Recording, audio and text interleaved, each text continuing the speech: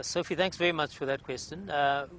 We are currently preparing for what we call the surge or the peak in the number of new infections.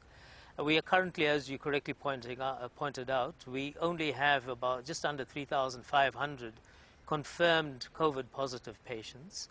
We suspect that there are a lot more undiagnosed because one of the challenges around the world is the number of patients who are asymptomatic.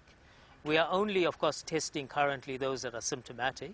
As we expand our testing and test those that are non-symptomatic or asymptomatic, we will clearly find more patients.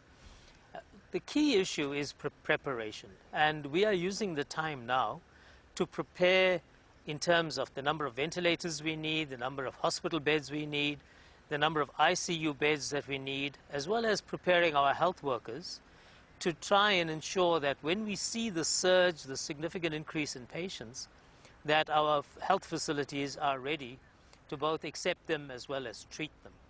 In terms of what we need, and we are very grateful for China, who has recently donated personal protective equipment to us. We're very grateful for the PPEs that we received from China.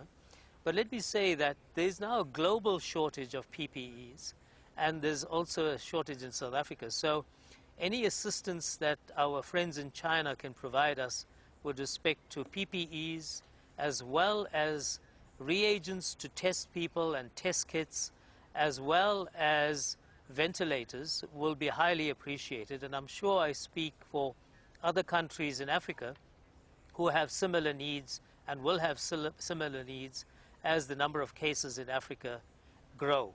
We are expecting, Sophie, that our cases will peak sometimes late in August, early September,